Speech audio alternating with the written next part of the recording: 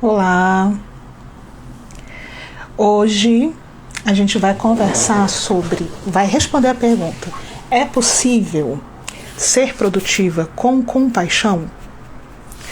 Então, eu quero te dizer que independente se você está pegando essa live aqui ou esse vídeo depois, se você é uma pessoa que sente ansiedade pelas tarefas que você tem para fazer, pelas coisas que você tem por fazer, que você sente ansiedade tanto por fazer muito quanto por também não fazer o suficiente, esse vídeo, a live de hoje, é para você.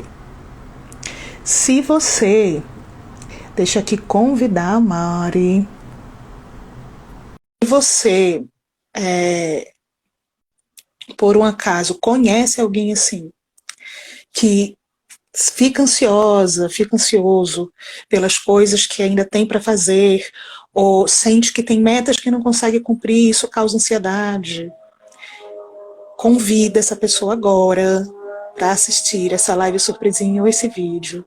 Vai lá num link aqui, ó, tem uma setinha assim, de compartilhamento, você está no Instagram, pega essa setinha, compartilha com a pessoa que precisa ver esse vídeo, que sofre com essa questão de produtividade. E aí tanto faz se a pessoa está sofrendo porque ela faz muito e sente que nunca alcança, ou se ela não faz nada, porque, né, é difícil se engajar com o que precisa ser feito. Hoje a gente vai falar sobre isso e vai compartilhar com você o nosso conhecimento sobre esse tema, como é que a gente lida com essa questão. Então, quem somos nós? Se você ainda não sabe, olha, nós somos um nós. Se você está vindo no Instagram, você provavelmente vem da minha página, Psicoterapia da Compaixão. Eu sou psicóloga e trabalho com terapia focada na compaixão. E trabalho ajudando pessoas a encontrarem alívio da ansiedade, lidando com culpa, vergonha e autocrítica. E essa live é o início de um projeto meu e da Mari, que vocês vão conhecer, quem ainda não conhece, que se chama O Abrigo.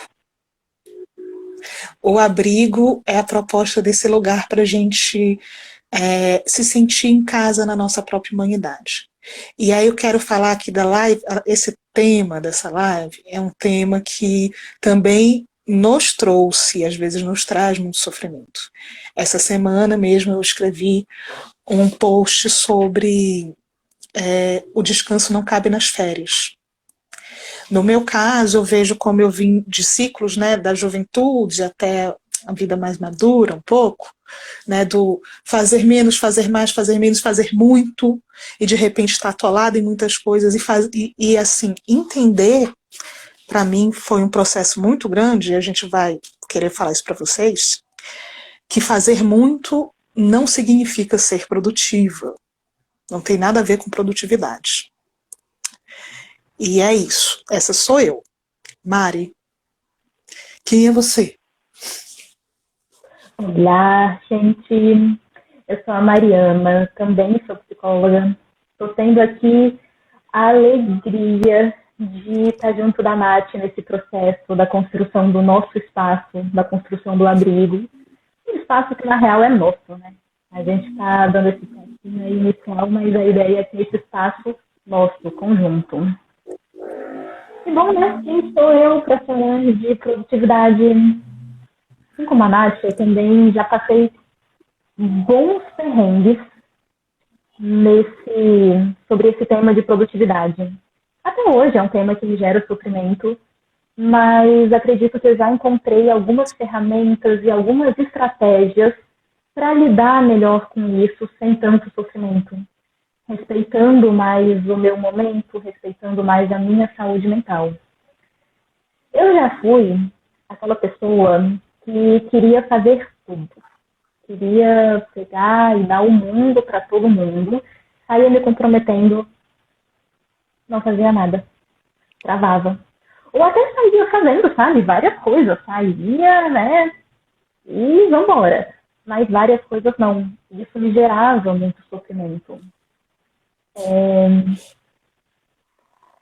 E é isso. É uma questão que eu sinto que pode gerar muita ansiedade. Muita, muita ansiedade, porque existe aquela cobrança, né? De eu tenho que fazer muito, eu tenho que fazer muito mais do que eu estou fazendo agora.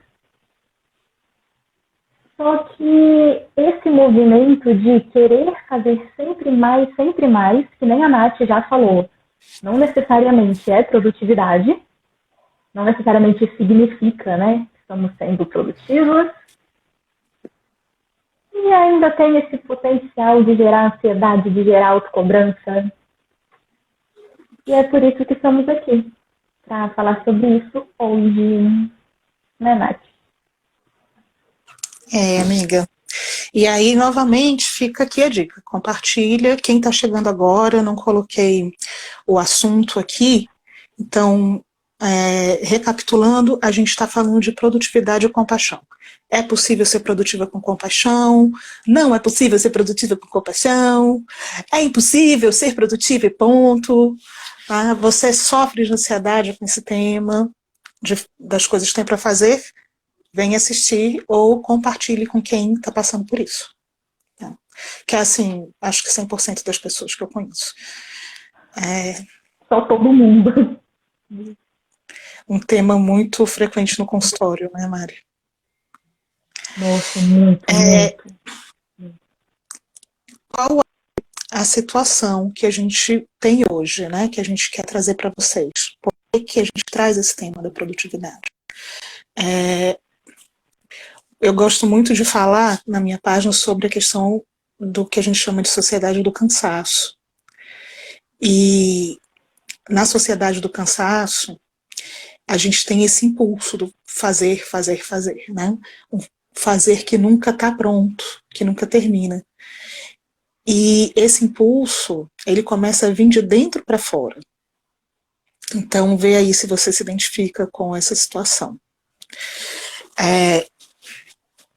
Pode ser que você pense assim: o problema não é todas as coisas que eu tenho que fazer, mas é que eu quero fazer muitas coisas. E eu quero ser muito boa em muitas coisas. Então, o problema pode ser que eu tenho múltiplos interesses. Eu tenho... vou dar um exemplo real, tá? Concreto. Eu gosto de cozinhar, e dentro de cozinhar eu gosto de panificação, eu gosto de confeitaria e eu gosto daquela culinária fogão mais tradicional. Eu gosto de bordar, eu gosto de costurar, eu gosto de cantar, vocês não sabem, mas eu gosto de cantar. Eu sou mãe de 2 crianças, eu gosto de artesanato, e eu gosto muito de ler, e eu sou psicóloga, por acaso, né? Meu hobby. E gosto de escrever. Então, quando eu me pressiono porque eu quero fazer todas essas coisas, eu quero ser muito boa em todas essas coisas, eu vou precisar de várias vidas, né, para conseguir viver isso.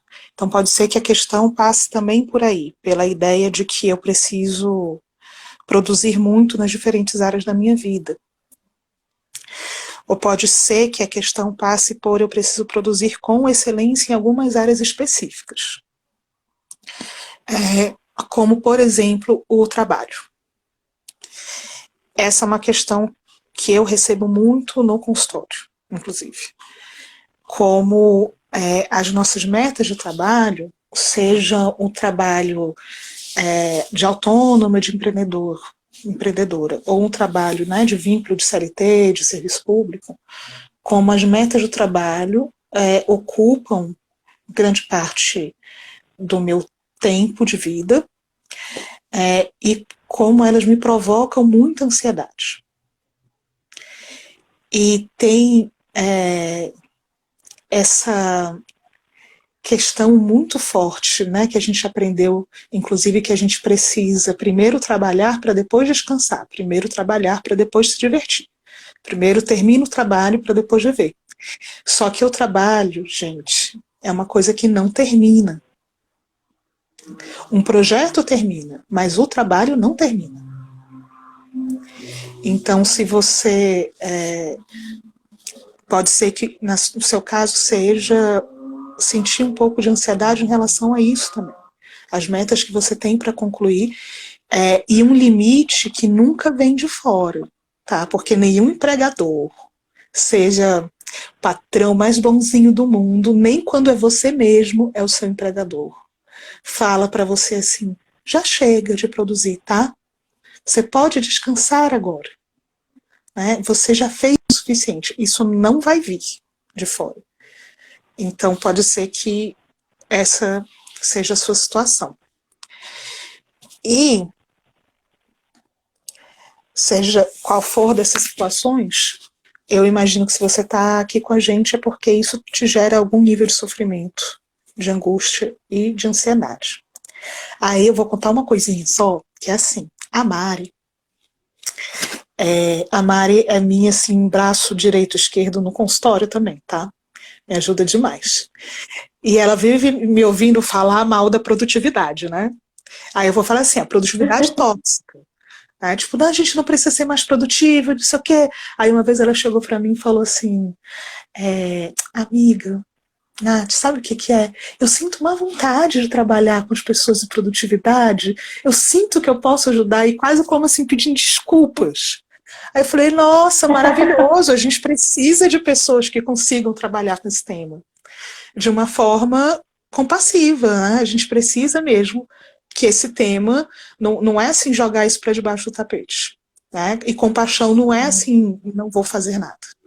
Aí eu estou explicando isso para jogar a bola para coleguinha, que eu sei que ela tem muitas coisas interessantes para falar para a gente hoje. Nath, esse dia, gente, eu lembro a crise que foi, a crise que me veio quando eu percebi isso, de pensar, meu Deus, eu sei que eu posso ajudar as pessoas com a produtividade, mas será? E qual que foi o meu medo? Quando eu senti essa angústia, foi pensando que a gente, querendo ou não, a gente vive nesse mundo, a gente vive no capitalismo, onde nós somos incentivadas a trabalhar sempre mais, a fazer sempre mais, a trabalhar enquanto eles dormem, né? Como se isso fosse a coisa mais bonita do mundo. E é muito fácil a gente entrar nesse movimento, até por uma questão bem prática, que é a gente precisa ganhar dinheiro, então a gente tem que trabalhar. Muitas vezes a gente realmente tem que fazer as coisas que a gente tem que fazer, e é isso, né? Então a minha angústia daquele dia foi justamente essa, de será que olhando para isso eu vou estar incentivando esse ritmo desenfreado, sabe, de trabalho, de produtividade, tipo, isso aí tem que ser. Mas aí, conforme a gente foi conversando e também atendendo muito essa demanda, né, do consultório, eu fui percebendo que não é bem por esse caminho, pelo contrário, né? É isso, o que você falou, não é deixar de olhar para isso, porque é algo que está dado, é uma realidade que nós temos aqui agora. A gente pode não gostar, mas a gente tem que lidar com ela, né? E, ao mesmo tempo, não é ir para o lado contrário, de, não, então vou ser compassiva, não vou fazer nada. Não é isso, né? Então, compaixão não é isso, né? Mesmo. Não, não é. E... Pode falar. Tá, não, vou aproveitar.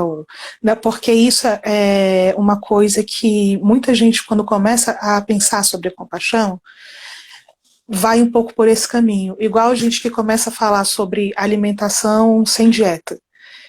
A alimentação sem dieta eu posso comer tudo que eu quiser o tempo todo, toda hora.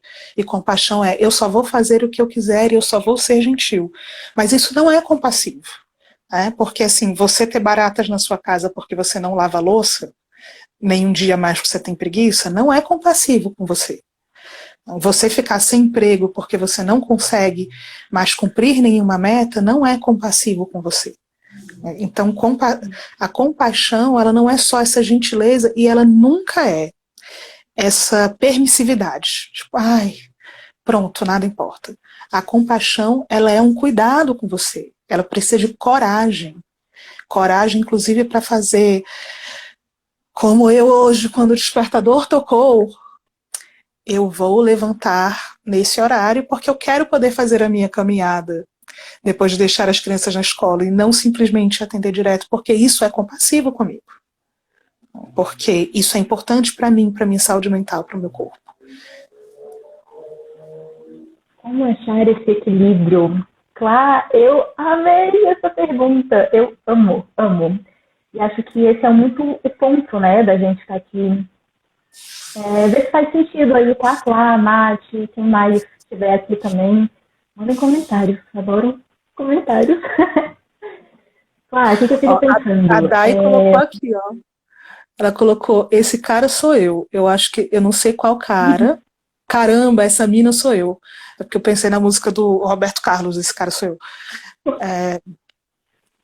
Não sei qual das minas, mas todas elas estão sofrendo com esse tema, né, Dai? A que quer fazer muito, seja pelo trabalho, ou seja porque tem múltiplos interesses. Uhum. E porque queremos ser boas em todos os interesses, todos, né? Ai, posso contar mais um caos?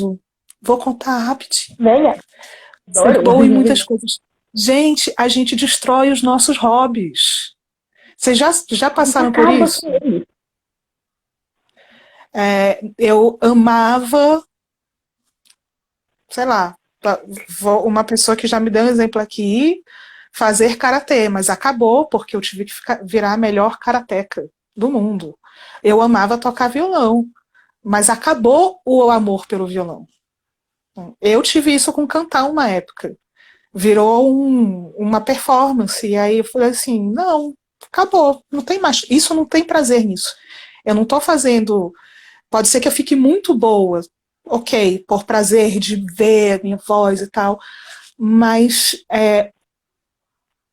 perdi o prazer dessa coisa, virou mais um trabalhinho, não é mais um ato de amar e brincar. Eu gosto dessa coisa do amar e brincar do Maturana, né, Mari, que a gente vai falar um pouco sobre isso. Amar e brincar são as duas coisas que a gente faz sem um fim, que tem um fim em si mesmo. Você brinca porque você brinca, e você ama porque você ama. E o hobby é uma brincadeira. Ele tem um fim em si mesmo. Se ele começa a virar, começa a ganhar objetivos de produtividade, eu tenho que cantar tantas horas por dia, eu tenho que atingir essas notas, e eu tenho que conseguir ter essas músicas no ritmo, pronto, morreu. Acabou o prazer mesmo da história. Isso. E muitas vezes eu sinto que a gente tem que fazer um movimento consciente nessa direção, né? Aí já entra um pouquinho nessa pergunta da Clá, né? De como é que a gente encontra o equilíbrio.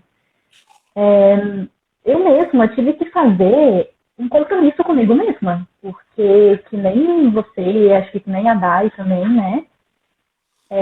Tem esse mesmo movimento de, nossa, todos os meus hobbies eu tenho que ser excelente, eu tenho que ser ótimo, senão, o que vai ser de mim?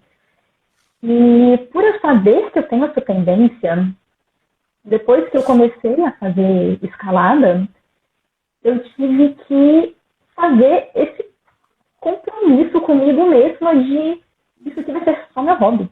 Eu vou só me divertir, e é só isso. Muitas vezes ainda tem esse movimento de, né, ai meu Deus, mas eu tenho que ser excelente. Aí tem que fazer esse movimento de voltar pra cá de, não, pera, isso tem um fim em si mesmo, né? É isso o que você falou. Pra mim isso pode ser uma brincadeira. E tá tudo certo também. O meu trabalho é ser psicóloga, né? E pegando um pouquinho do gancho disso, respondendo a Clara, né, de como é que a gente pode encontrar esse equilíbrio, ver aí o que vocês acham, se faz sentido. Eu acho que o primeiro passo para a gente encontrar esse equilíbrio entre o ter que fazer e o ser compassiva seria treinar o olhar para nós mesmos. que significa isso? Normalmente, a gente vive a vida muito coladinhas aqui nos pensamentos, né? Muito, muito coladinhas. Então, todo o nosso fluxo de pensamentos que vem, todo o nosso fluxo de emoções, de sentimentos, a gente se apega a eles e a gente vai agindo nesse sentido. O que pode ser uma coisa muito boa, mas pode ser que isso gere sofrimento também. E por que eu acho que isso se liga com a questão da produtividade?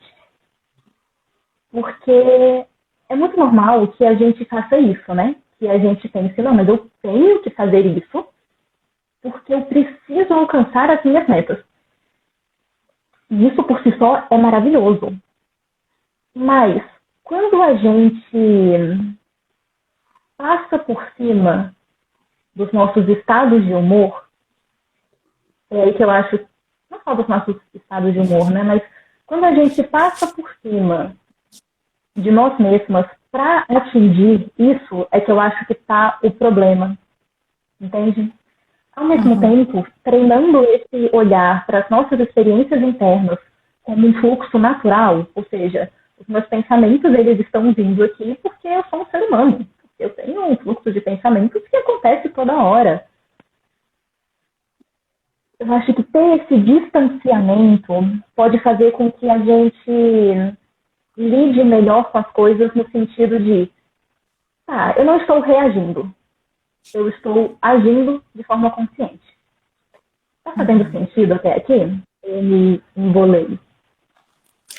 Mari, eu acho que está super fazendo sentido. A Radna colocou aqui, é comum isso nas pessoas estudiosas, a necessidade de se aprofundar?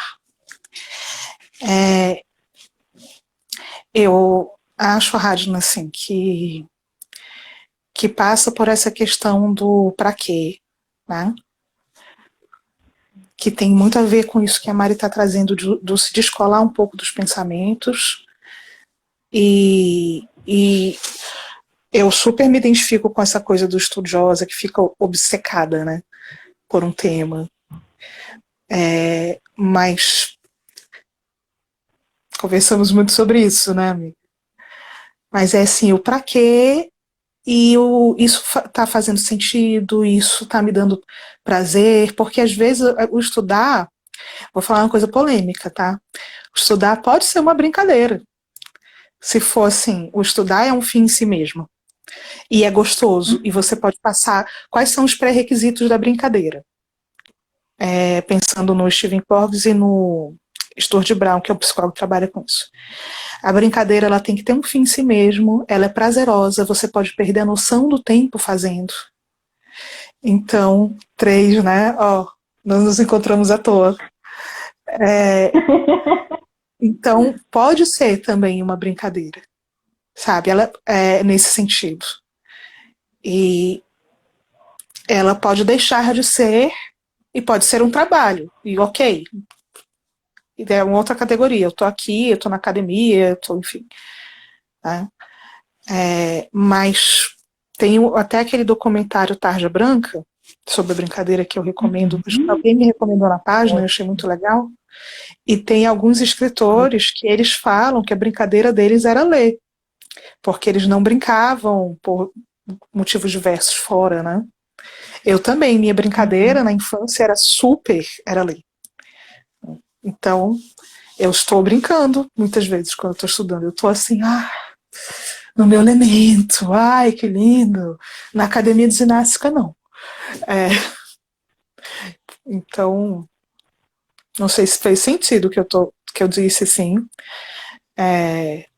Então, vai lá, Mari, me corta, porque senão eu fico falando.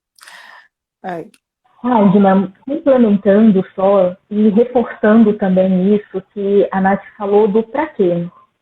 Eu acho que é bem aí que entra esse olhar um pouquinho descolado dos pensamentos. Por quê? Eu vou te dar um exemplo bem meu, tá bom? E aí se vai fazer sentido ou não. Eu tenho também esse movimento de sempre querer aprofundar mais. Sempre, sempre, sempre, sempre, sempre. Então, sempre estudo muito. O que pode ser maravilhoso também, né? Porque isso tem benefícios claros. Ao mesmo tempo, qual que é a minha questão? Eu sempre acho, e aí vou abrir meu coração aqui, praticar a vulnerabilidade. Eu sempre acho, Radna, que eu nunca sou o suficiente, entende? Então, esse meu movimento de sempre estudar, sempre achar que eu tenho que ir muito além, é quase que, até certo ponto, é isso. É algo que é bom, é produtivo, me gera muitos benefícios. Mas passa desse ponto, vira quase que um movimento de evitar entrar em contato com essa sensação de não ser suficiente, de não ser adequada, entende? Então, só realmente para reforçar a ideia de entender o para quê. É isso, a gente pode fazer várias coisas, mas o porquê delas, o para quê, é que a gente sempre tem que olhar, sabe? Nossa, Mari, você tocou na ferida. Você tocou na ferida que eu acho que é o núcleo dessa coisa da produtividade.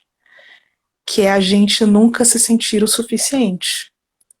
E a gente ir trabalhando e fazendo, para chegar lá, né? No lá que não existe, que nunca chega. Me lembra o livro do Chico Buarque, A Chapeuzinho Amarelo, que ele fala assim, ela tinha o medo de um lobo que não existe, que nem existia. Tipo assim, é isso, a gente está tentando chegar num lá que nem existia. E essa tentativa é muitas vezes uma evitação mesmo, de fazer contato com esse sentimento desagradável, de ser do tamanho que a gente é agora, porque a gente acha que deveria ser alguma outra coisa. Aí a Rai falando, desse jeitinho, nesse modelo, né, amiga? Aí a gente vê o tanto que, né, humanidade compartilhada. São dores tão individuais, né, que dialogam tanto com as histórias de cada pessoa, mas isso é compartilhado também, né? Uhum. Aí a nossa hashtag, gente, porque somos blogueirinhas. Humanidade compartilhada, hashtag. É como é que sabe as pessoas colocam no comentário? Eu não sei. Não, depois da aula do lançamento, mais um calzinho, algumas pessoas que assistiram depois começaram a mandar no meu WhatsApp. Hashtag sentido, hashtag humanidade compartilhada. Porque pessoas se sentem, né? A gente tem muito mais em comum do que a gente pensa. Então, olha só, se você está aí sofrendo com a sua falta de produtividade, saiba que estamos todos juntos e que provavelmente mesmo pessoas muito produtivas, aparentemente, também podem estar tentando lidar com a mesma dor da insuficiência, da sensação de ser insuficiente.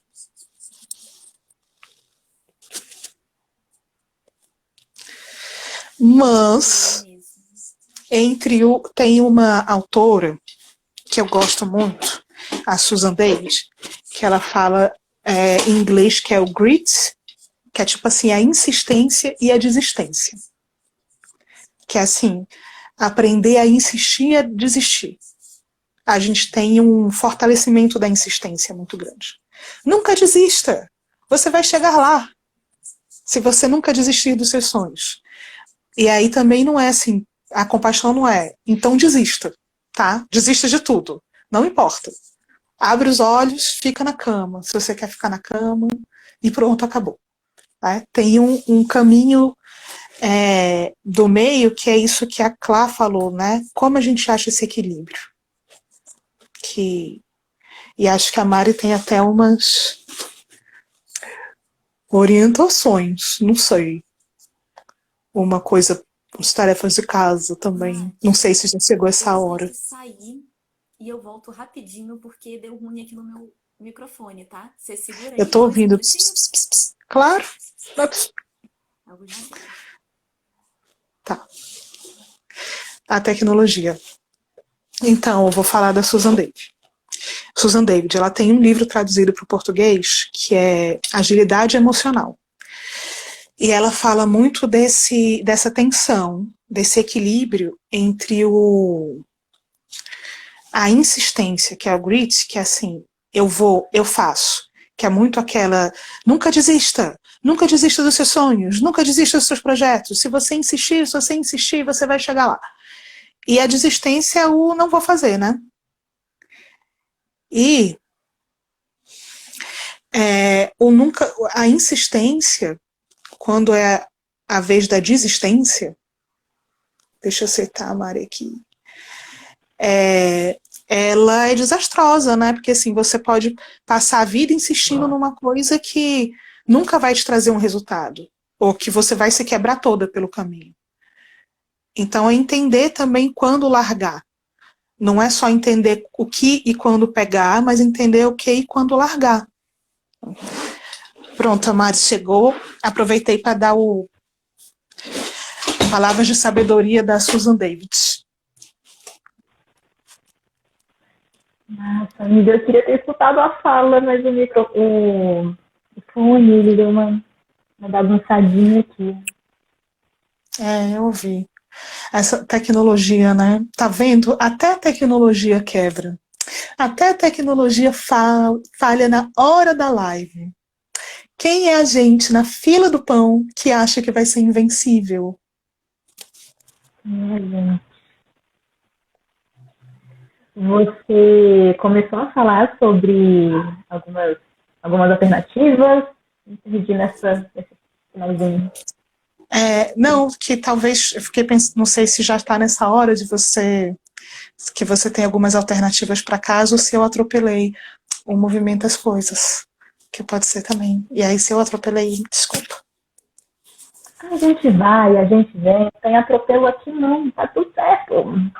Mas, pessoas que estão aqui, quando a gente pensou nessa live, a gente pensou também em compartilhar com vocês algumas estratégias, né, que podem ser usadas, estratégias bem práticas mesmo, para lidar com essa angústia da produtividade, sabe? Para lidar com a ansiedade que isso gera. E eu falei antes, né, eu gosto muito de trabalhar com esse tema. Atendo muito isso no consultório, muito. Acho que é a demanda que talvez mais apareça, sabe?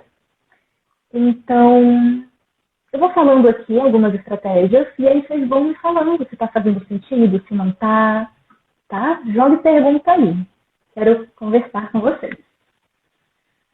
A primeira estratégia que eu vou sugerir para vocês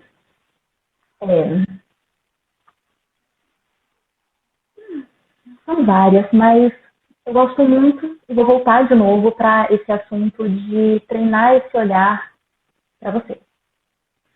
Tem uma coisa que eu gosto muito de fazer, que nem sempre é possível, tá? E não me entendam nada que eu falar aqui como uma obrigação, beleza? Porque não é. É mais um compartilhamento mesmo, sabe? Mas, enfim, tem uma coisa que eu gosto muito de fazer, que é fazer uma checagem muito rápida em como que eu tô antes de começar ou o meu dia de trabalho ou alguma tarefa, só para eu conseguir estabelecer um pouco dessa presença, entende? Então, como que eu sugiro isso que vocês façam também, sabe? Antes de começar a fazer alguma coisa do dia de vocês, antes de entrar no trampo de vocês, faz uma checagem assim muito rápida, respira, sente o ar entrando, sente o ar saindo e só percebe como que você está se sentindo. Pode ser algo rápido, pode ser só uma palavra, tipo, angustiada, ou então feliz. E por que eu sugiro isso como uma estratégia para produtividade? Por quê?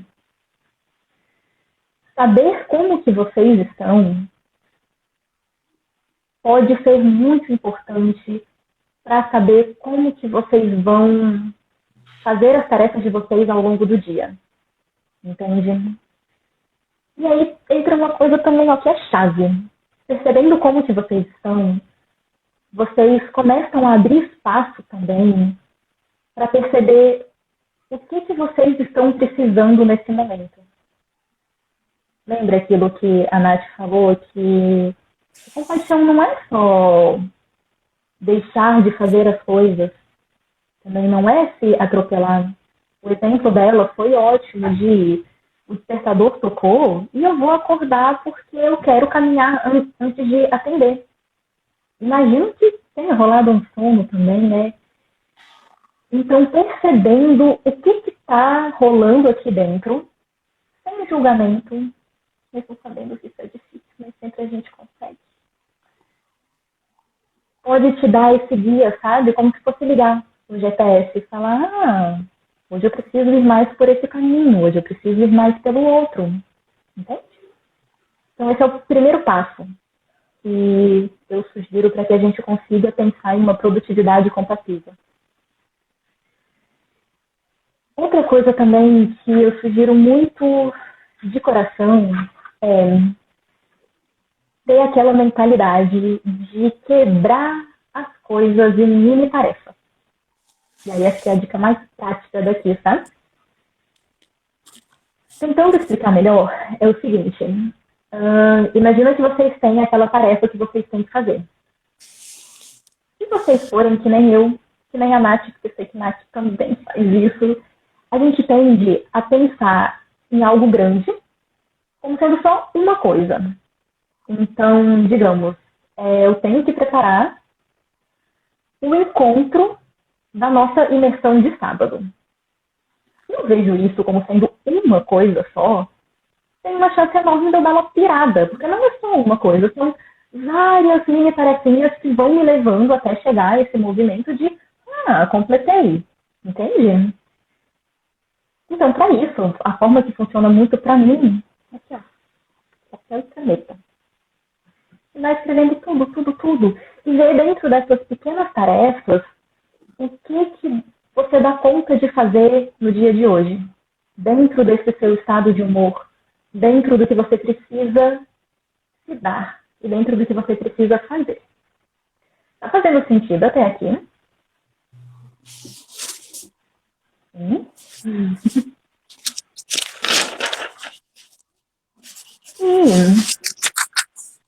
Amei.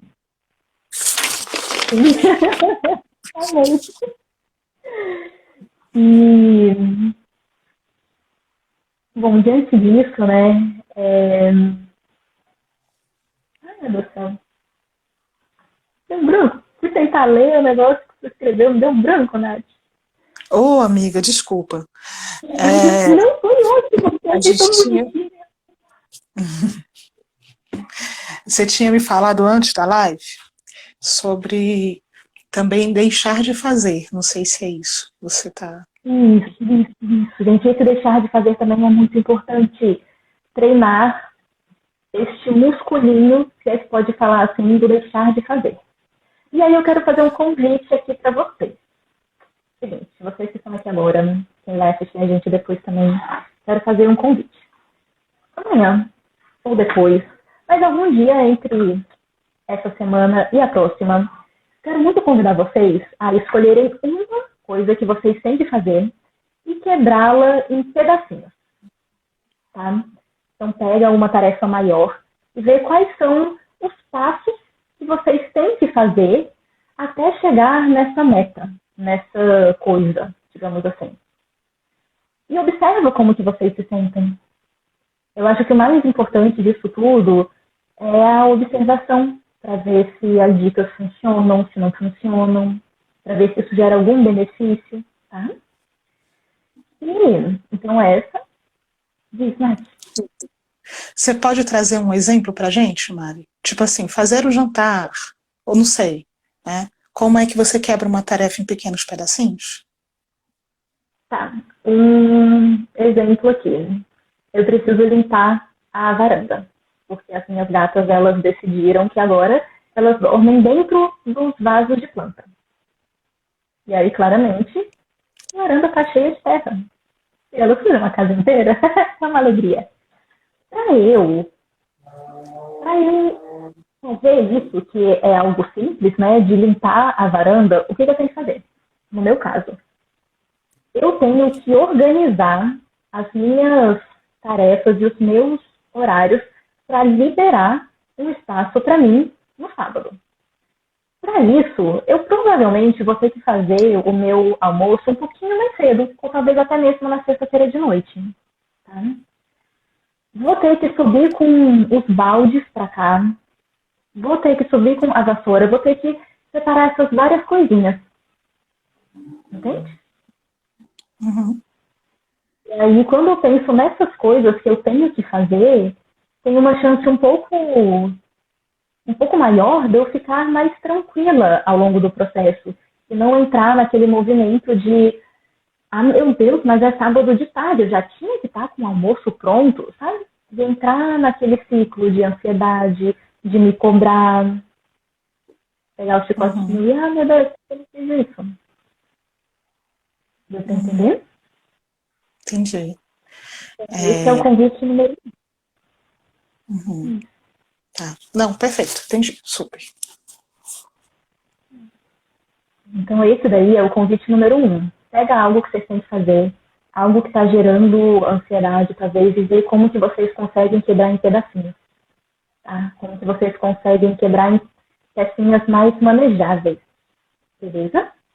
E o segundo convite que eu quero fazer, esse pode ser desafiador, sinto até coisas falando isso. Vocês vão escolher uma tarefa e vocês vão negar essa tarefa. Vocês vão deixar de fazer essa tarefa. Vocês vão recusar. Essa tarefa eu não vou dar conta de fazer essa semana e não vou fazer essa semana. E aí? E por que eu estou pensando isso, né? Por que a gente pensou nesse convite? Porque abrir mão, ou menos treinar abrir mão dessa visão de que a gente tem que dar conta de tudo, pode ser muito benéfico. Não sei se vocês viram o último post da Nath, mas se não viram, recomendo que vejam. Em alguns momentos, a gente precisa abraçar a nossa mediocridade. A gente precisa entender aquilo que nós damos conta de fazer agora. A gente precisa olhar realmente com esse olhar tranquilo, sabe? De, agora eu dou conta de fazer isso. Isso daqui eu não vou fazer, porque isso vai me sobrecarregar. E joga pra depois. Faz sentido? Isso da mediocridade, Nath, se você quiser falar mais, eu acho que cabe bastante aqui, né? Acho que cabe, é para a vida, militante da mediocridade. Que a gente pode ser, a maioria de nós, inclusive, vai ser mediano. Veja bem, só tem um Einstein na história da humanidade. E isso não significa que os outros físicos não têm valor. Ninguém fechou o curso de física, a cadeira de física na academia não acabou porque Einstein morreu. Ele falou assim, pronto, agora, se não for Einstein, não é nada. Então, a grande maioria de nós, o mundo é feito para pessoas medianas, entende? Ser mediano é bom. O que é ser medíocre? Eu conversei, tem uma live lá no início da minha página, então, tá no YouTube, com o Ricardo, que eu fiz da Coligar, que tem uma hora que eu falo para ele, o que eu mais quero agora é trabalhar em direção à mediocridade, seja medíocre. Ele, não, você não é medíocre. Aí eu, calma.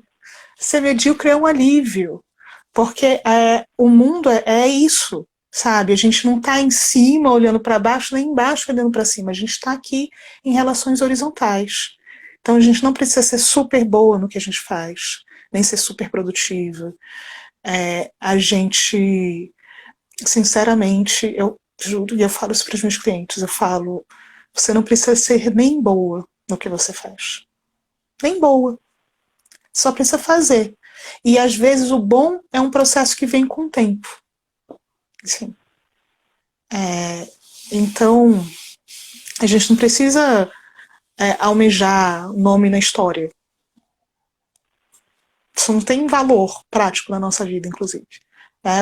Nossa vida ela tem valor pelas coisas que a gente vive no cotidiano, a forma como a gente passa o nosso tempo, as pessoas que a gente ama, as pessoas que nos amam. Então, diga não, mas não só porque você pode ser medíocre e almejar a mediocridade, viva a mediocridade, mas diga não também porque não dá para ser produtiva falando sim para tudo. Simples assim. É impossível. A gente tem que fazer nossas escolhas. Se estar sobrecarregada não é ser produtivo. Estar sobrecarregada é o oposto da produtividade.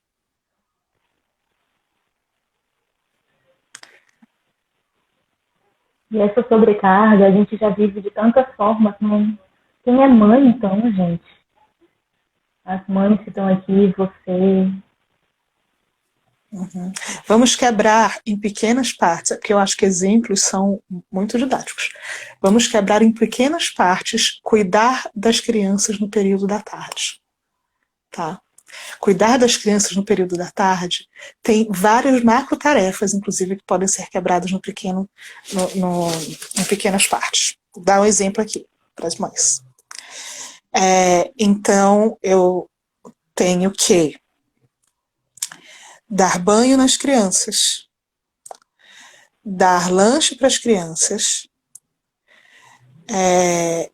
preparar, fazer alguma atividade lúdica com as crianças, preparar as crianças para dormir. Em cada uma dessas tarefas, que estão dentro da grande tarefa cuidar das crianças da tarde, vamos lá, para dar banho nelas, no caso as minhas tomam banho quando eu volto para a escola, eu tenho que arrastar elas para o banheiro com correntes. Mentira, mas é quase. Conseguir convencer elas a tirar a roupa, colocar a roupa para lavar, separar os brinquedos de banho e os produtos de banho, lavar o cabelo, lavar o corpo, enquanto elas gritam sem cair sabão no olho. Guardar os brinquedos de banho, enxugar as crianças, trazer para o quarto, separar a roupa, que eu, já na verdade, geralmente separo enquanto elas estão no banho, vestir a roupa, pentear o cabelo. Todas essas são microtarefas da pequena tarefa que é dar banho, da grande tarefa que é cuidar das crianças à tarde. Por que é importante você fazer isso também? Porque senão você faz igual a mim, a Mari que me salva, ela fica aqui caladinha olhando, mas assim, a Mari que me salva. Você faz igual a mim e fala assim, hoje eu vou colocar na minha agenda, gravar todos os vídeos do mês e fazer os posts no Instagram. Aí a Mari fala assim, que a gente é essa uma agenda compartilhada, né? Nath, com esse jeitinho doce dela, né? Nath, você já pensou quantas tarefas estão incluídas em fazer os posts do Instagram? Aí eu, como assim? Fazer os posts no Instagram é uma só tarefa, amiga? Não, né? Aí você começa a quebrar, né? A quantidade de posts, fazer a arte do Canvas, fazer o texto. Quanto tempo você acha que você vai levar fazendo isso? Aí eu, uau, não vai dar para fazer em 30 minutos. Então isso te dá uma visão realista do que você tem para produzir. Em vez de você ficar se achando um fracasso, porque, meu Deus, como é que eu não fiz isso? Você entende que são vários passinhos. Não, e olha só o potencial que isso tem de dar merda. Não sei se pode falar, mas enfim. Imagina o potencial que isso tem de dar merda. Porque, olha só, se a gente continua, né, com essa visão de, não, mas eu tenho que ser produtivo, eu tenho que fazer tudo, eu vou dar conta da vida inteira, né? Você não sei de quê. Cara, se a gente não se liga que as coisas elas têm um tempo, que tem outras ações, né, que a gente consegue quebrar as coisas, a gente não dá conta de fazer aquilo que a gente achou que daria conta, e a gente não dá conta por um motivo muito claro de somos humanas, né? Tem certas coisas que são humanamente impossíveis da gente conseguir. Mas aí viria a culpa. Muito possivelmente viria a ansiedade, viria a culpa, viria os pensamentos de não, mas então eu sou um fracasso mesmo, então eu não sirvo para isso. Fiz tudo errado. A gente nunca se viu nessa situação, né? E dá errado, assim, não adianta. E minha semana ia dar muito errado. Vai acabar, eu mostro. Opa, olha aqui minhas crianças vindo. E, por exemplo, eu posso me perguntar, por que eu estou tão cansada? Porque eu só passei a tarde cuidando das crianças. Porque eu dei banho, dei lanche, fiz atividade, coloquei para dormir, e cada uma dessas atividades tem tipo 10 microtarefas, pelo menos.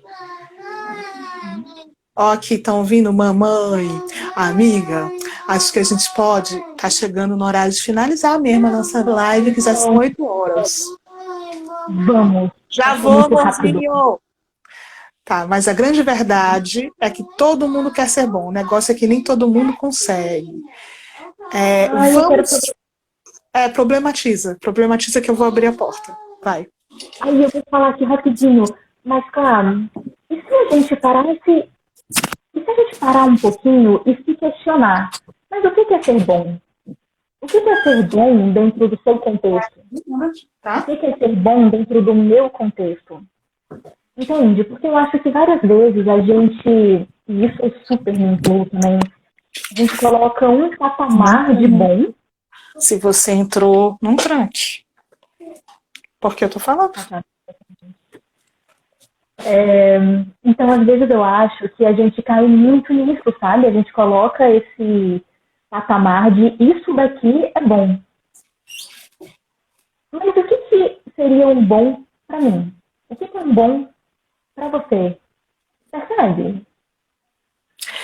Eu vou trazer uma outra questão também, para esse todo mundo quer ser bom, tá? Nós temos, segundo a TFC, a gente tem 3 necessidades básicas humanas. Recursos, que é sobrevivência. Tem um unicórnio aí, vocês viram, né? Proteção dos perigos e vínculos, que é o contentamento, a tranquilidade. A gente não quer ser bom, na maioria das vezes, simplesmente porque a gente quer ser bom. Ser bom, por exemplo, ser referência na minha área, né? Ou ser o melhor numa coisa. Ser bom, a gente aprendeu que garante pra gente os recursos que a gente precisa, que garante que a gente vai ser amada e que garante que a gente vai estar protegida dos perigos. Só que isso é uma ilusão. Mas na nossa história, isso é cultural, ser bom, a gente aprendeu o que significa você é amada e você tem um lugar quando você é boa, quando você é uma boa menina, quando você é uma boa aluna, quando você é a mulher mais bonita. A gente está protegida da escassez se a gente é boa na nossa área. A gente consegue melhor os nossos recursos. Mas isso é tão cultural que a gente pega, por exemplo, os aborígenes, não sei quem conhece essa história, tem um índice alto de suicídio entre os aborígenes quando algum deles se destaca. Isso é considerado uma coisa muito negativa. Quando algum deles, por exemplo, vira um atleta olímpico ou fica melhor que os outros, de alguma forma. Isso tem uma conotação muito negativa. Ele para de fazer parte. Então, o desejo de ser bom, no sentido de ser o melhor, de ser o destaque, essa não é uma necessidade humana básica. Mas ela vem atender outras necessidades humanas, porque a gente acredita que ser bom atende essas necessidades, e isso é uma ilusão que a gente vai desfazer ao longo da vida, porque humildade vem com sofrimento, né? Com experiência de vida. E a gente descobre que admiração não é o mesmo que amor. Que a gente é amada e se sente amada quando a gente está frágil, vulnerável, e quando a gente está no nosso pior. Que a gente não precisa ser referência para ter os nossos recursos financeiros garantidos, e que ser referência ou ser considerado um talento não significa garantia de recursos. E que estar visível, ter visibilidade, ser bom, não te protege de sofrer agressões, humilhações e toda uma série de sofrimentos sociais, físicos. Inclusive, ao contrário, né? Às vezes te põe no spotlight, assim, te põe no centro da cena. Então, ser bom, não tem nada de errado em ser bom, tá? Mas ser bom não traz todas essas vantagens, e a pior de todas é quando a gente começa a perseguir ser bom em tudo. Você pode ser bom. Inclusive, tem um textinho guardado só sobre isso, que o pessoal do grupo já viu. Sobre, assim, reconhecer que sou muito boa. Mas, quando a gente começa a colocar isso como meta, perseguir ser bom, essa é uma meta muito inalcançável. Porque sempre vai ter alguém melhor. Aí eu vou citar outro gênio, aquele cara do filme Uma Mente Brilhante, aquele filme dói no coração. Eu esqueci o nome do cientista, mas o ator é o Russell Crowe. Que, enfim, o filme é sobre o surto psicótico dele, mas o Russell Crowe o personagem é um grande matemático. Mas até o fim da vida dele, ele não conseguia perceber isso, e ele se comparava com um colega dele. Sempre tem alguém melhor. Sempre tem o viver, tentar ser a pessoa boa, o bom, a boa, significa viver em sintonia com essa competição. Enquanto a gente pode ser medíocre, não estou dizendo que você tem que ser, ninguém tem que nada, tá? Mas você pode ser medíocre, porque eu nunca vou ser boa em todas as áreas mesmo. Por exemplo, eu sou muito boa em fazer filhas muito bonitas. Sinto muito, eu sou muito boa nisso. Você pode olhar as duas, eu que fiz. Útero abençoado. Mas eu não sou boa em tudo. Inclusive, eu não sou boa em coisas que são importantes para mim, que eu gostaria de ser boa. Eu não dirijo bem. Eu sou uma péssima motorista. Sempre vai ter alguém. Entende? Sempre vai ter alguém. Então, essa é uma meta fadada ao fracasso e à infelicidade. Sim, pode ser que você seja naturalmente bom em alguma coisa. Pode ser que o seu caminho de ir, tentar se arriscar, fazer, errar e acertar, te torne, tipo, a referência numa área. Assim, e massa demais, sabe? Abraça, você não tem que ter vergonha disso, não. Assim, corre pro abraço. Mas isso vai ser uma área da sua vida, no máximo. Assim. E tudo bem também. E olha, eu vou te dizer que isso tem vantagens, mas também tem uma série de desvantagens e sofrimentos. Senão eu não tinha escrito, inclusive, o texto sobre isso, sobre ser boa, porque eu só escrevo sobre coisa que provoca sofrimento. Veja bem. Cuidado, tá, meu amorzinho? Ela vai derrubar esse ring light a qualquer momento. Mas olha, meu talento maior da vida, e eu acho que eu sou até uma pessoa talentosa, estou aprendendo a não ter modéstias falsas nem verdadeiras. Meu talento maior da vida é fazer criança bonita. Mas fechou, né, a fábrica. Então, já fiz duas, já arrasei, não sei o que seria mais uma. Elas são realmente lindas e muito queridas. Coisa mais linda. Queridas, são dois trolls disfarçados de princesinha, né? Bichinha. Ai, Nath, você falou cada coisa sensacional agora. Porque um dos meus talentos é falar, amiga. Ai, adoro. Já te falei, se dependesse de mim, ficava escutando aqui, ó. Eu fiquei com vontade de trazer também, só para finalizar mesmo, essa necessidade, né, da gente treinar o olhar compassivo para nós mesmos.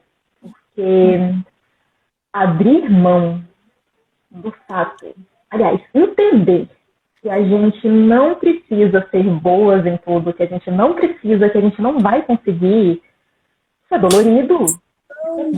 Isso dói. Então, muitas coisas vêm, né, no meio desse caminho, no meio desse processo de entender isso, no meio de entrar em contato com esse outro ponto de vista. E aí, a importância, né, da gente treinar esse olhar compassivo, da gente treinar esse acolhimento de nós mesmos. Porque o caminho é lindo, mas também pode ser doloridíssimo. Uhum. É uma coisa. E eu vou falar mais uma hashtag polêmica aqui, tá? Eu acho que é dolorido quando a gente é mais jovem, mas é um alívio quando a gente está mais velho. Porque quando a gente é mais jovem, a gente é o futuro da nação, sabe? A gente, assim, é um caminho de possibilidades. E aí, quando a gente fica mais velha, a gente fala assim, eu não virei a nova Beyoncé, eu tenho a idade da Britney Spears e não tenho a riqueza dela.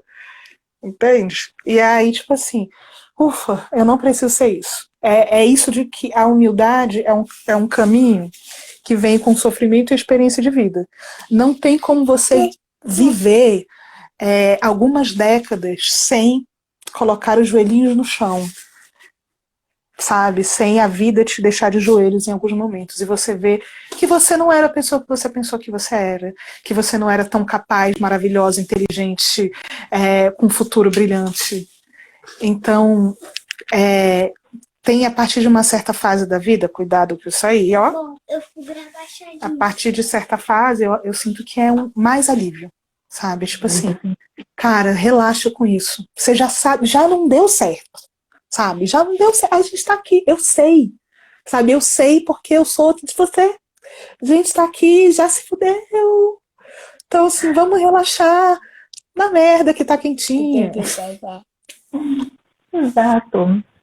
E vamos ver o que surge daí, né? Vamos ver quem vai ser essa eu que vai aparecer diante disso de eu estou livre, olha só. Isso também é muito potente, muito potente. Uhum. Afinal, merda é adubo. A psicóloga queria ser stand-up, tá vendo? Uma profissão que eu queria seguir e não segui. E fico aqui no Instagram fazendo gracinha. Vai saber o que o futuro reserva. Meu maior crush platônico, Hannah Gadsby, stand-up comediante, mas ela casou recentemente lá na Austrália com a companheira dela. Então, perdi a chance que eu nunca tive. E agora?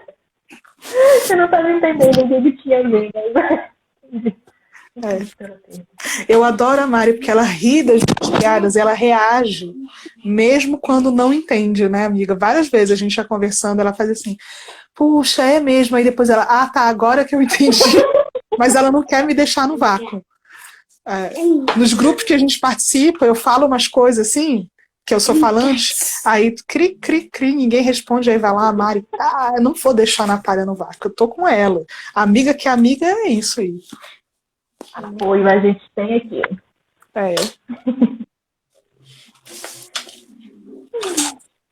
Amei estar aqui com vocês, gente.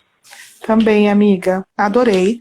Vou fazer uma recapitulação brevíssima, por isso que eu estava aqui anotando.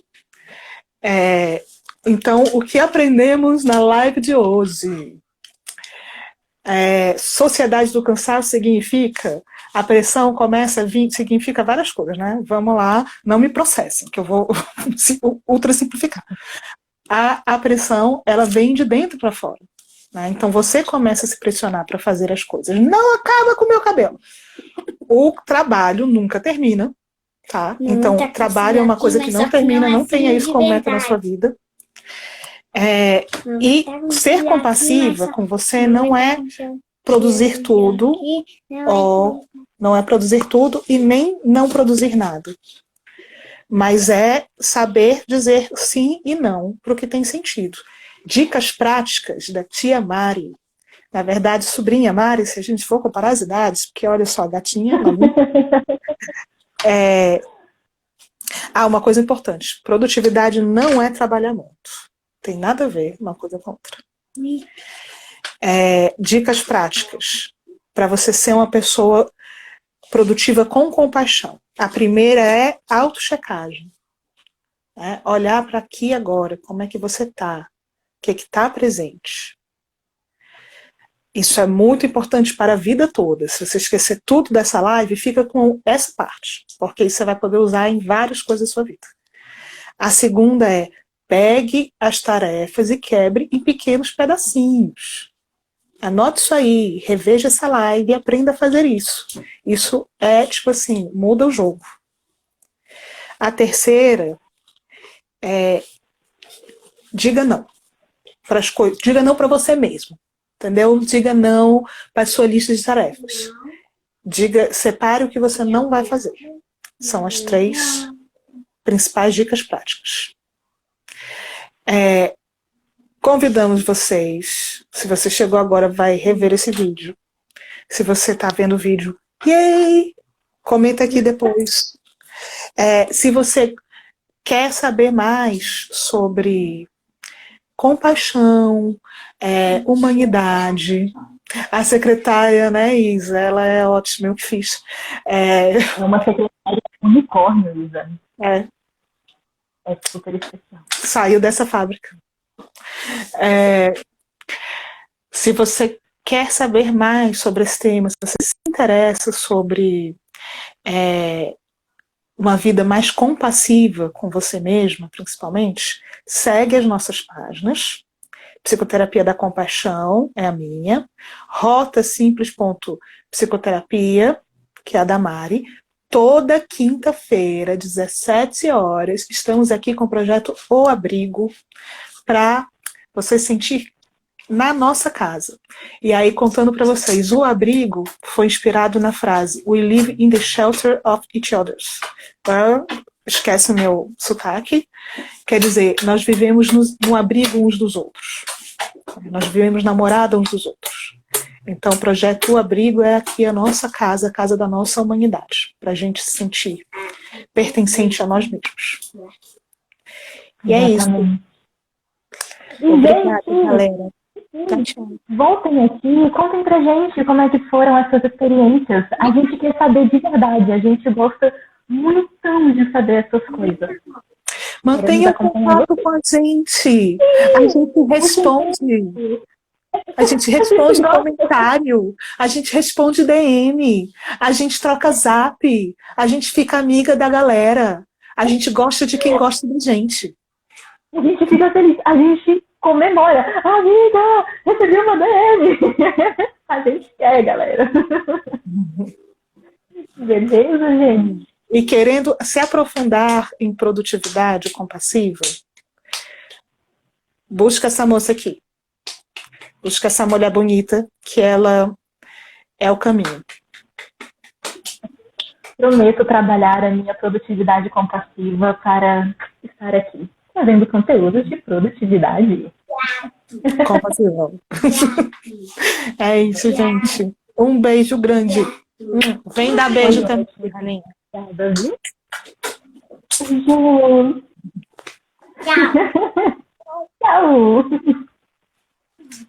Tchau.